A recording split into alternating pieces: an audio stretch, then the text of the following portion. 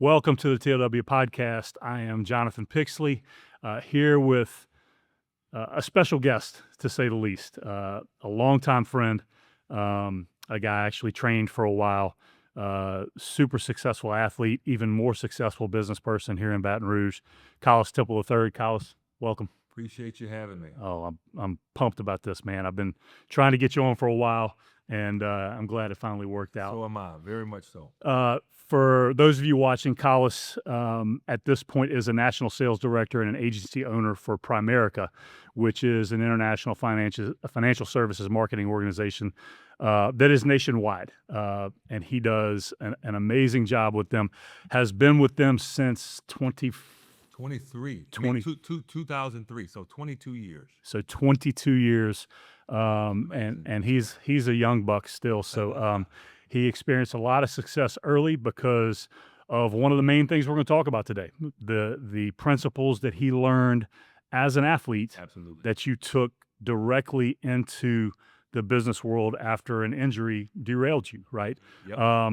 Collis's history is simple. His family is a big name here in Baton Rouge. His father was the first African-American player to play at LSU. Collis was an outstanding player at LSU. We actually played for the same coach. Yes, we did. In fact, this is it. This is complete sidebar.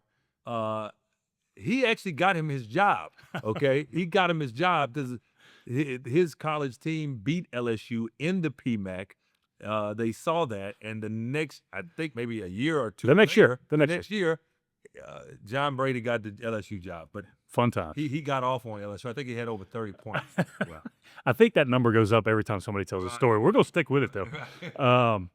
Anyhow, so Collis had an amazing career at LSU, and then experienced an injury. That it was an ankle injury, if I remember correctly. Absolutely. After the Orlando Summer League, where you were successful, and you would have had a chance to go play in the NBA potentially, for sure. Definitely would have made money playing basketball for a long time. And then came back to Baton Rouge and went immediately into business with the Primerica organization. Your journey as an athlete, and again, you know, I remember when I was coaching at Dunham, and we started training together. Mm-hmm. And I'm an early riser. In fact, I texted you the other day, and it was what was it, like 4:45, 5 in the morning. Exactly. And just text you, hey, something about the podcast. And you got right back to me. I was like, yep, in the gym. That's right. And so I remember, early riser, I would normally get to the gym. Obviously, if I'm going to train somebody, I'm going to get there probably 10, 15 minutes before them. You were already at the gym outside, warmed up, full sweat broken. And I was like, okay, this dude's he's got a shot. Different. He's a little different, right? He's got a shot. Talk to our audience about your journey as an athlete here from Baton Rouge, went to U High, super successful, went to LSU. Just talk to us about all the obstacles you had to overcome along the way to become the player you became first. Right. So, first of all, thanks for having me, Jonathan. If we're talking about the obstacles, I would say the first several obstacles were I was late growing, which is the case for, kids all the time. Obviously, my father's 6'8". My mom is a normal size woman, but I was a 5'7", 125-pound, 15-year-old freshman. Crazy. With a size 12 shoe. So I was very clumsy, puny, weak physically. But what that did was that forced me to be strong mentally. And my parents were so amazing. I'm so blessed because of that, because when I was in the 5th grade, my dad got me starting to run cross country. And he's like, okay, he's not going to run out of sight. He's not going to outrun anybody. Right. He's not going to be faster or quicker or stronger. But if I can help him understand, just don't stop. And in 5th grade is when I kind of started developing that mentality that just keep going. And so as a freshman, and then I was 5'7" my freshman year, then 5'10". I played guard all the time, so which helped. 5'10", right? Then 6'1" as a junior, then 6'4" as a senior. By the end of my senior year, I was like 6'5". get a scholarship to LSU, grew 2 more inches once I got there, but the whole time I had guard skills. So the obstacles were the mental part, but based on the way it worked out for me, it helped me so much. So, over the course of this podcast, I'll probably say things that sound cliche-ish, Mhm. but, I learned early on from my mom, how you do anything is how you do everything. Hmm. And so, as you're talking about what I brought from athletics to business is the same thing I brought from athletics to academics. While I was at LSU, I got an undergrad in 3 years. I got a master's degree. I was working on a PhD in education while I was there. Not because I was that much smarter than anybody else, but just because I was in 6 classes at U High. Why don't I take 6 classes in college? If you take 6 classes out, you in 18 hours. That's right. So you just go faster, right? But you operate with, and I did better in season because I had more on my plate and had to keep up with it, Time management. right? And so those are all things that when you get in the real world are practical things Yeah. that you can carry over. So you're taking 18 hours during the During the season, right? And what people who have not played college athletics, especially in basketball, because the season's so long, right? People don't realize that. Yeah. That it is a job.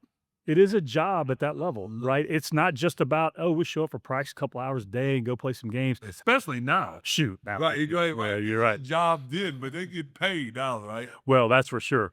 But from a time standpoint, the weight training, the film sessions, the impromptu meetings with the coach, the work on your own. I'm about to say the work on your own, getting in the gun, Yep. right, shooting machine, Yep.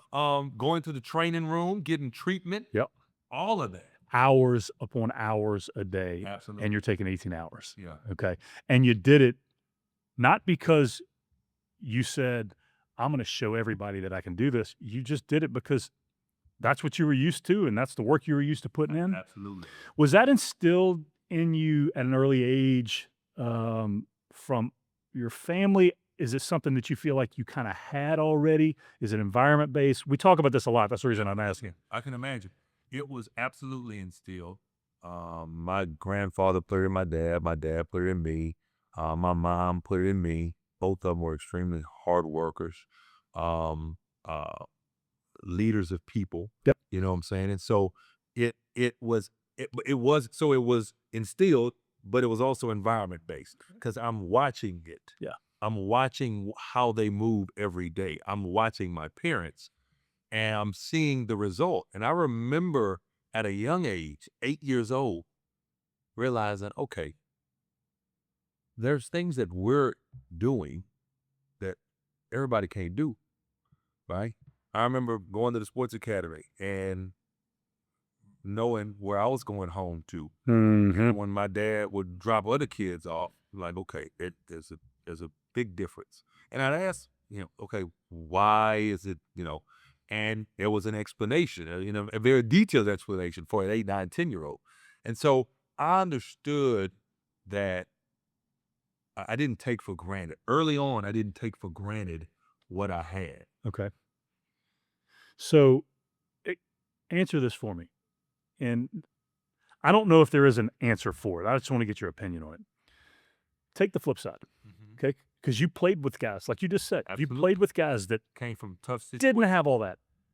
You played with guys who came from great situations, who made poor decisions and didn't end up panning out. You played with guys who came from awful situations that made great decisions that ended up making it. So for the ones that don't have that environment, Absolutely. how do they make it? Let me tell you something. I know a guy, and I'm not going to call his name, but he was and I didn't play with him. This is somebody who was a really close friend of my middle brother. And he used to always want to come and hang out with us, with him, with my younger brother. And I remember watching him as he was like taking it all in. He came from a challenging situation, Okay. but he was taking it all in. And the way where he is in life now, it's just like the whole time as a boy, he was making notes.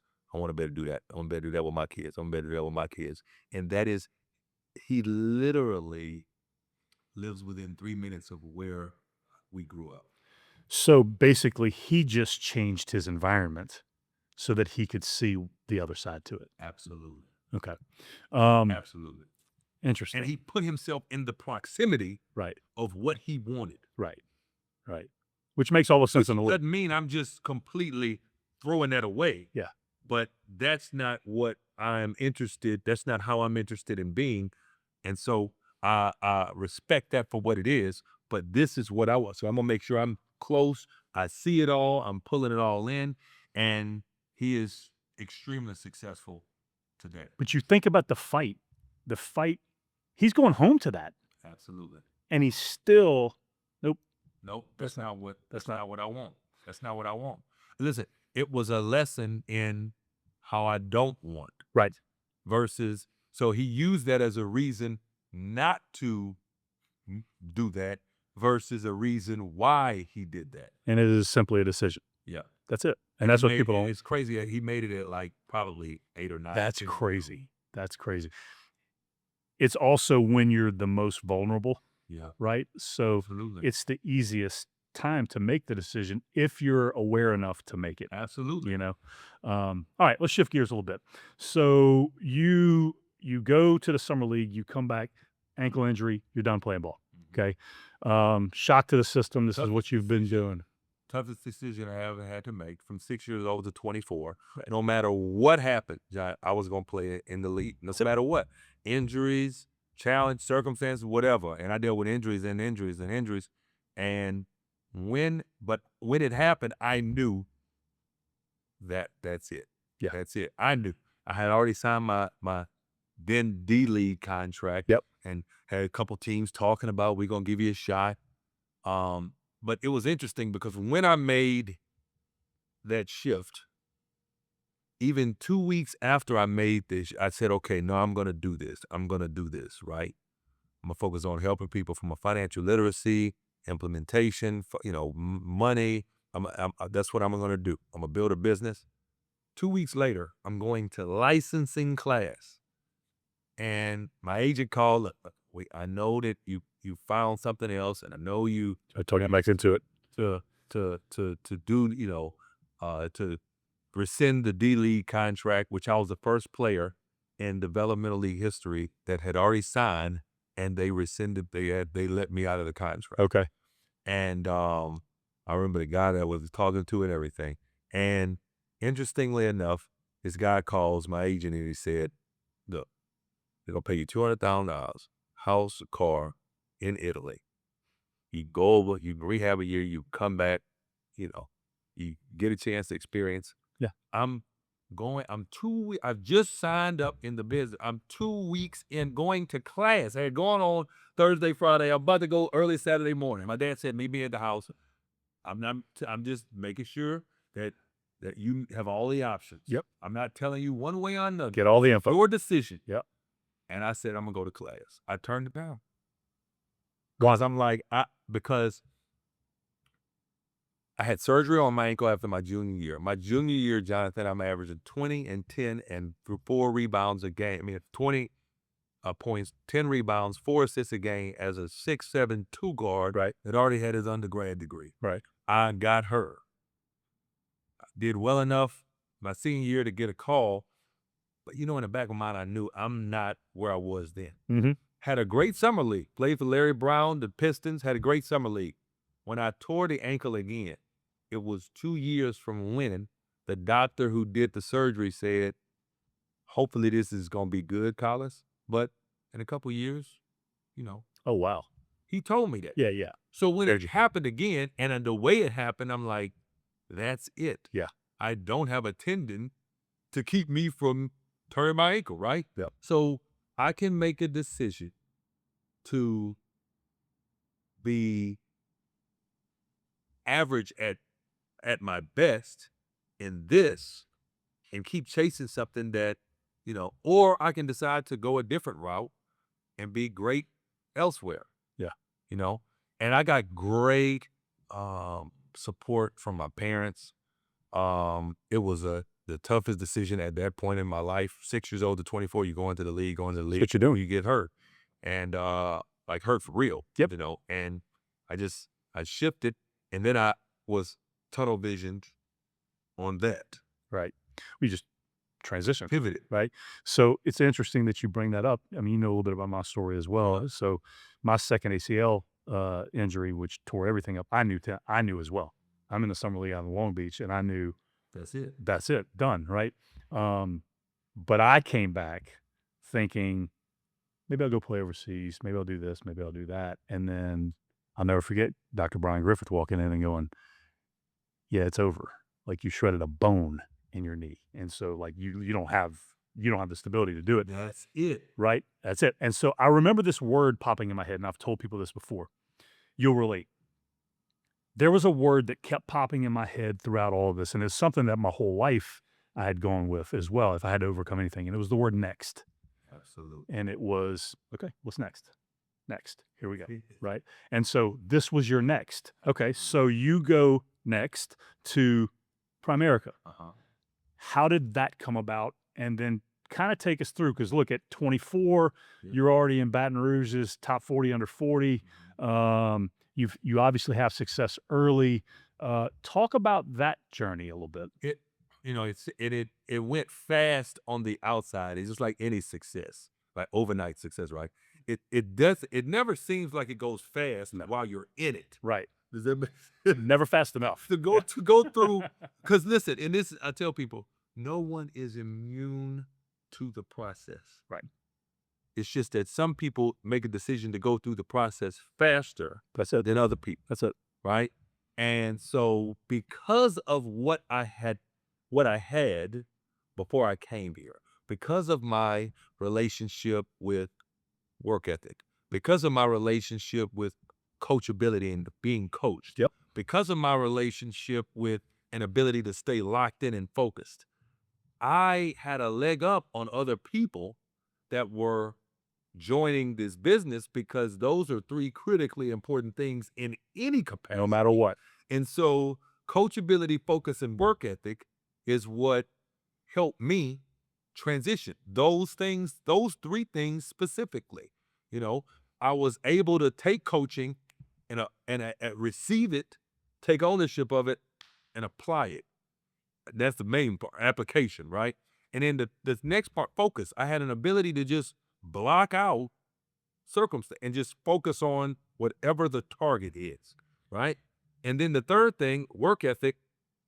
2 Thessalonians 3:10, the man that does not work shall not eat. That's right. I understood. Look, you can't get ahead, stand in the bed. That's what burned in my brain early on. The title of my book, Work Like a Slave, Think Like a Master. That was Collis Temple Sr. So it was just, that was my foundation before I ever joined. Right. So I tell people all I had to do, and one of the legends in the company internationally, Bill Whittle, happened to be player with my dad at LSU. Yep. And somebody who I knew didn't know what he did, but knew him, had a relationship with his son. His son was a little bit younger than me, closer to my youngest brother Garrett's age, but had a great amount of respect for just them as a family, but had no clue what he did. Yeah. None whatsoever. And he doesn't talk about it. He does it. Yeah. Yeah, because what he does is he is the example. He shows. Of, yeah.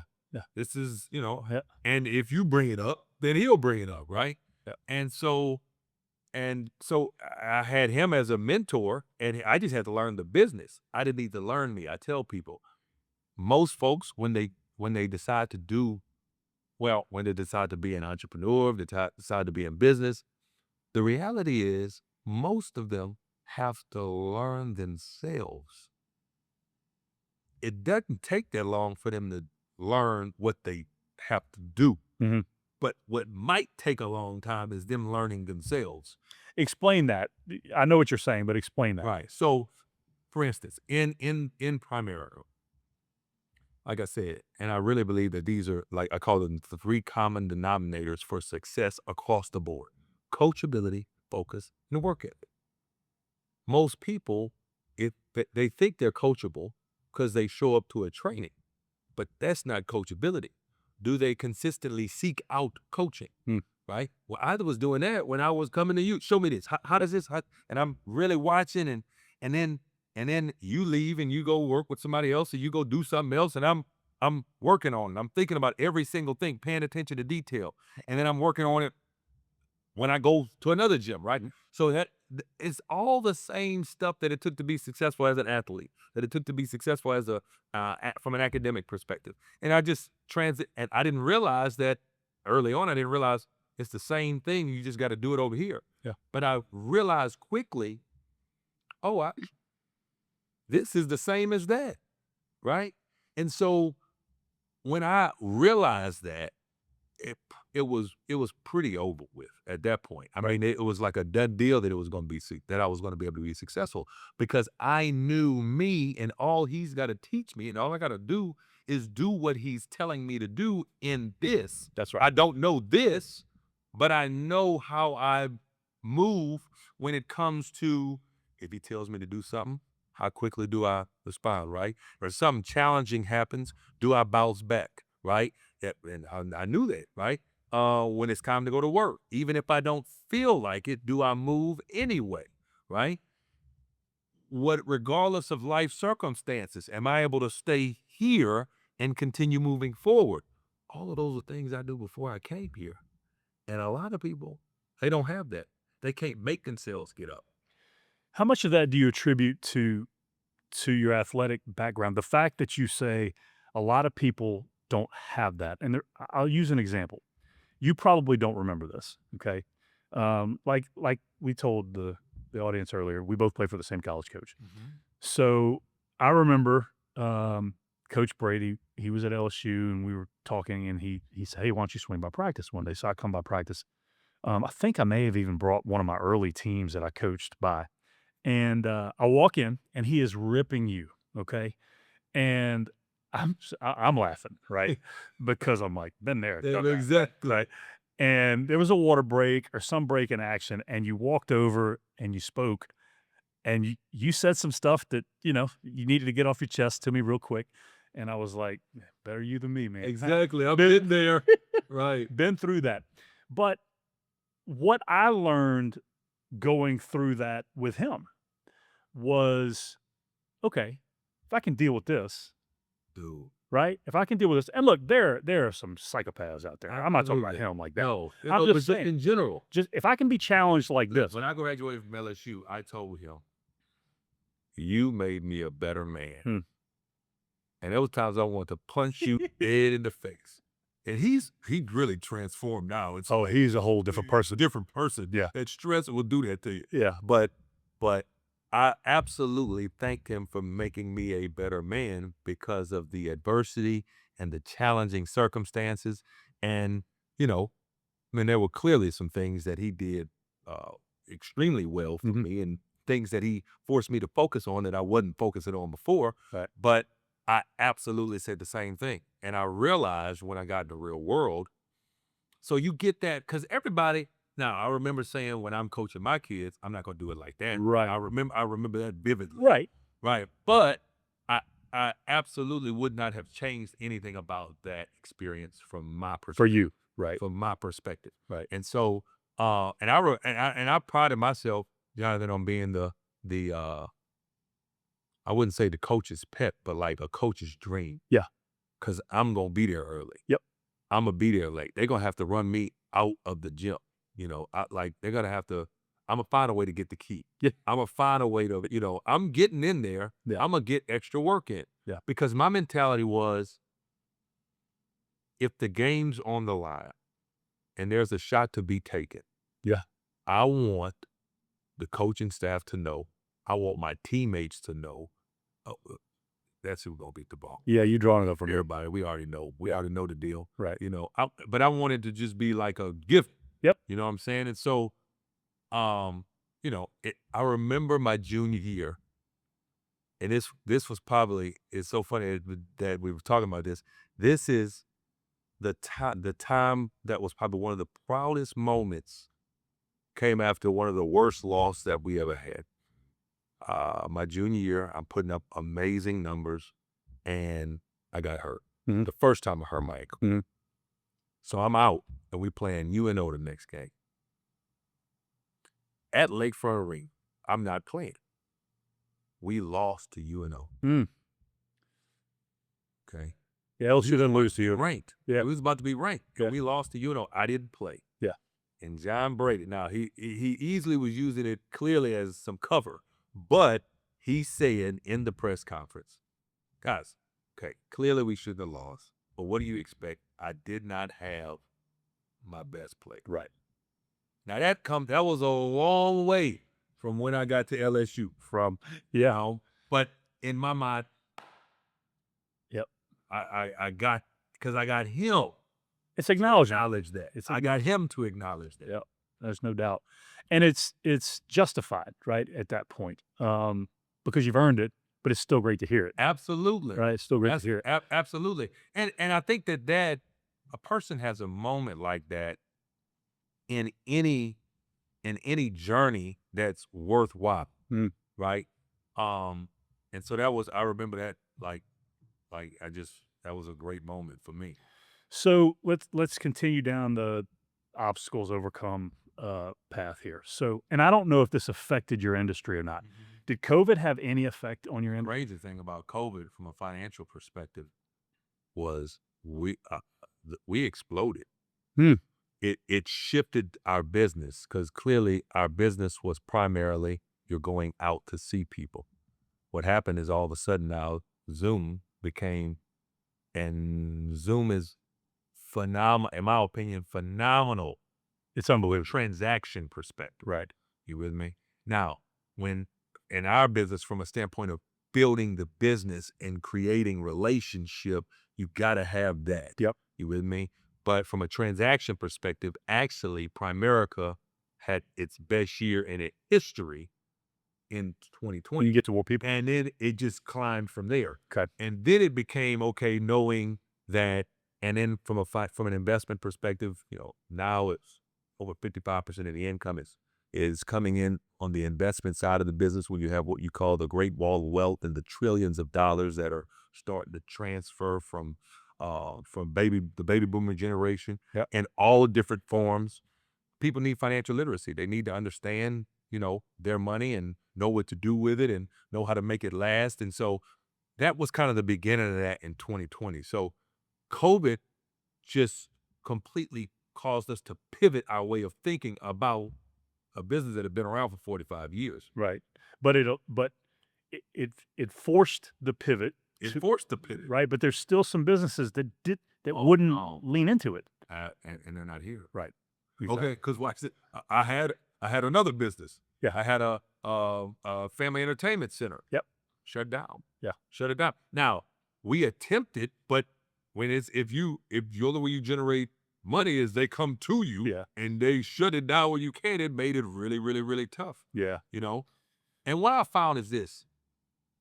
I've had a partnership with a large private equity firm here in town that have another company that's doing very well in a completely different industry, the energy industry. And the crazy thing I found in even this corporate setting is the same principles apply. The same principles apply. It is amazing. What has been an amazing experience the last 4 or 5 years, as I've also kind of been running these things side by side, how the same principles apply. That's crazy.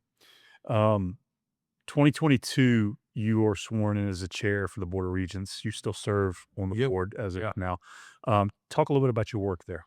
Well, Board of Regents, I was initially sworn in the first time, 2025? So I guess 2014. Okay. So been there 11 years. So I've been there, Bobby Jindal, John Bell Edwards, and Jeff Landry. Been through a few. 3 of the governors. Yeah. So that's a good thing that you cross over. But what we do is, it's interestingly enough, I didn't know what it was when I was doing. But they oversee all of higher education. Yeah. All of higher education in the state. So every public university, we oversee all their curriculum, programs, everything. Now, they can't get a new major unless they come through us. Hmm. They can't move. And even anything after high school is really considered higher ed. Yeah. So all 4 and 2-year universities, Okay. any of these, the little things that, the online universities, all of that's got to come through us. Anything after a person's coming out of high school. And now with dual enrollment, we're reaching down into high school because we have to make sure that, and when I remember that was a major thing that was important to me, because I remember coming out of high school and realizing, man, I was really beyond ready for college. And it was a small thing then when people were kind of testing out of a couple hours here, a couple hours there. Now we got kids that are testing out of a year and a half, It is. 2 years, It's a lot. and so we oversee that as well. Why was it so important for you to be involved? Oh man, well, it really kind of goes really deep. My grandfather Jonathan was a high school principal, and first he was an agricultural teacher out of Kentwood, Louisiana, and and then he became the principal of the high school that my dad went to. My grandmother Shirley, her name is Shirley Till. Love that. Okay, I love like That's was the right, you couldn't write that one better. Yeah. Was an English teacher, and so very well educated.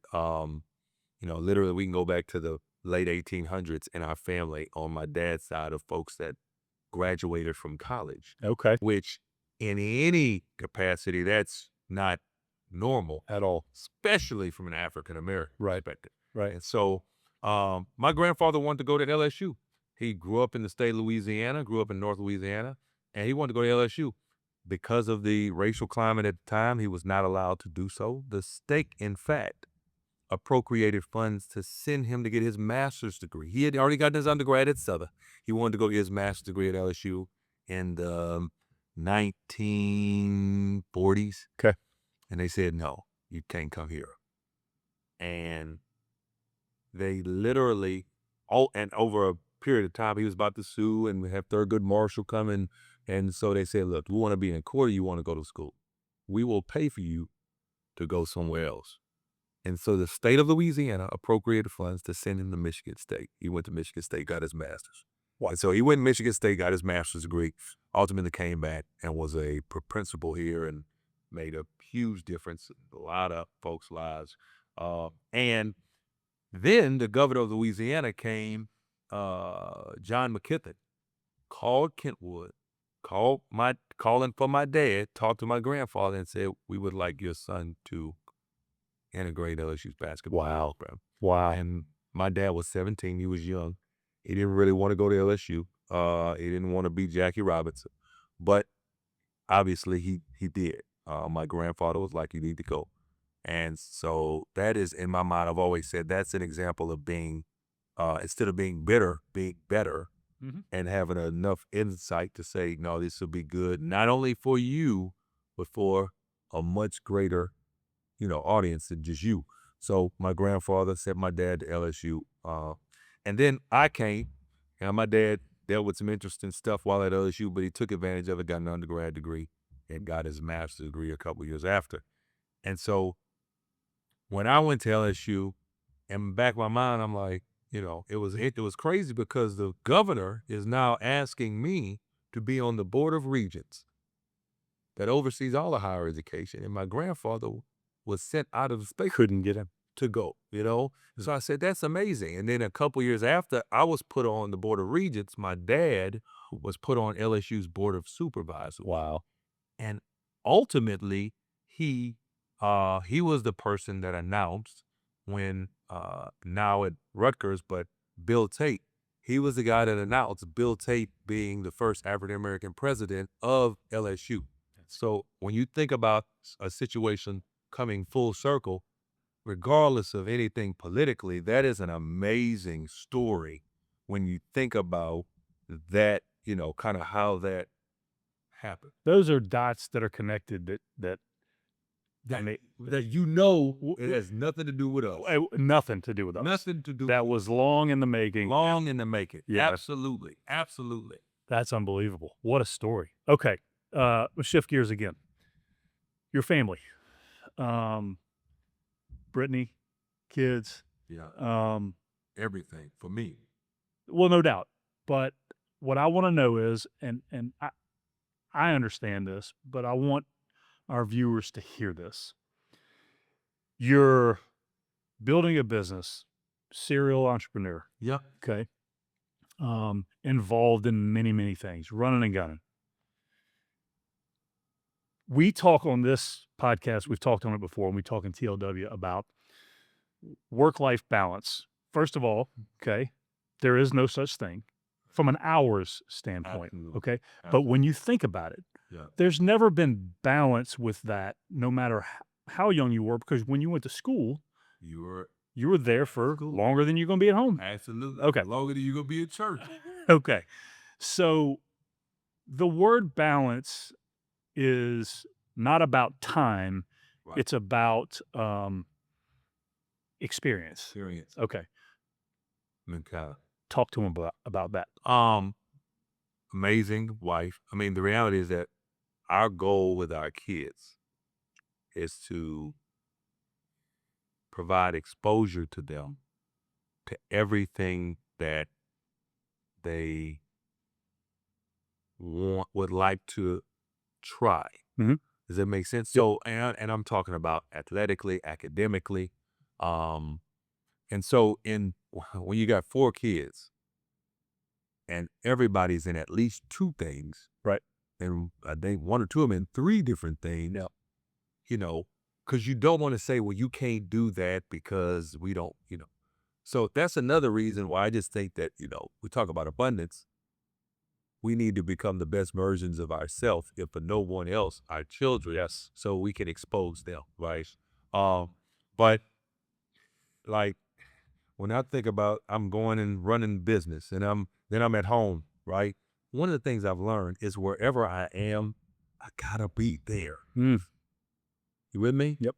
And sometimes with everything going on, it is a conscious and completely on purpose thing to be. Yep.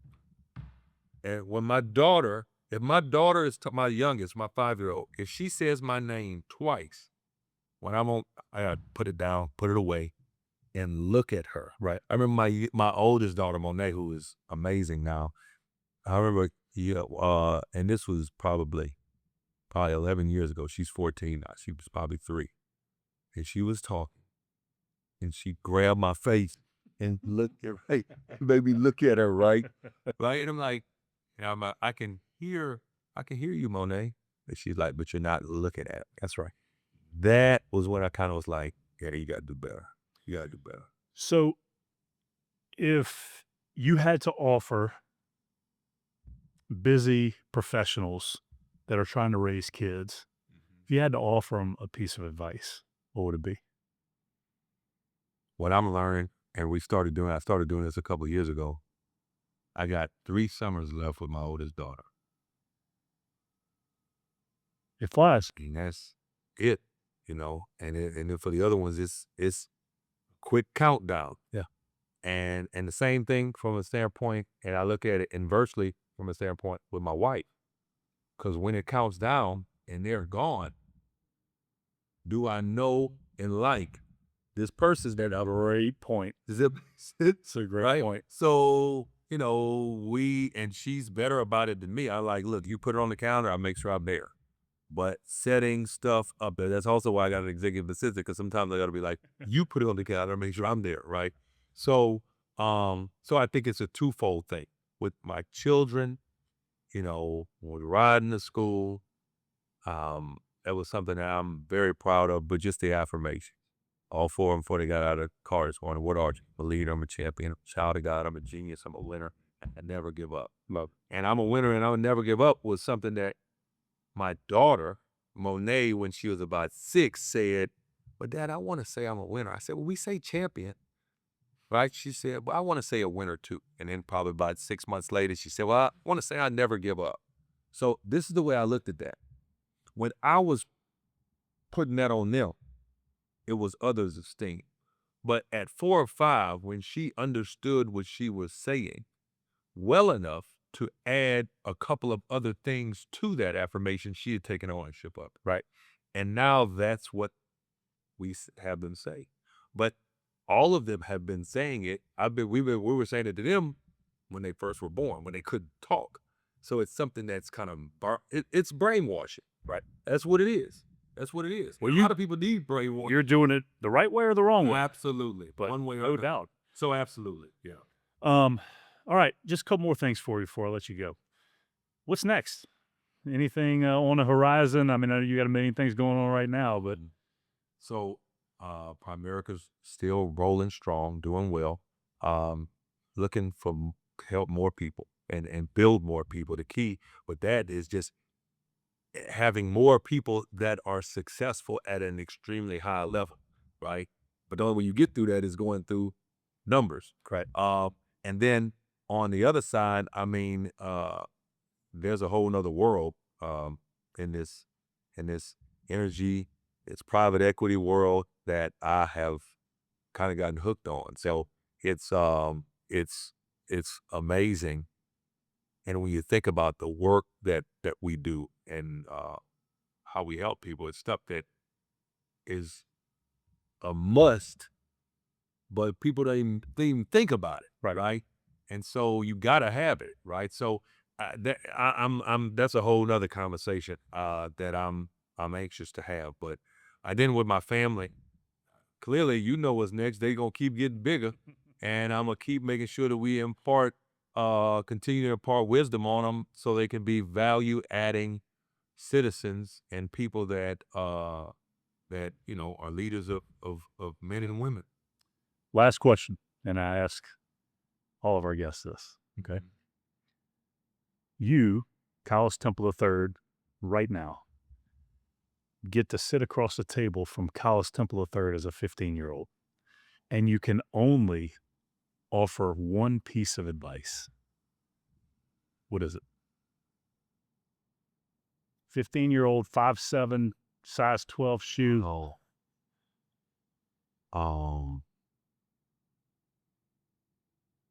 Stay hungry. Explain. Stay humble. That guy was a dog, and you couldn't see it, Right. but he was driven and focused and good, like foundationally a really good person. I mean, I'm him, just with more fat cells and bigger now, right? And so I would, he was hungry and he was focused. I mean, I don't get here if I didn't do then what I did. That's a great question, but I would absolutely say stay hungry, stay focused, stay driven, and probably that's not a lot I would change. That's a similar answer. We got one. Brittany Pino came on here and she said, well, I wouldn't really want to change anything because I wouldn't be where I am now without what that 15-year-old went through, Without a doubt. 19-year-old went through. I think we asked her. I'll probably tell him not try to dunk it on that breakaway against that team that I got hurt on. But if I hadn't, it would have been different, like Back to the Future. Yeah. Right? Yeah. It's like yeah, Back to the Future, right? Well, look, man, it's been very special having you on.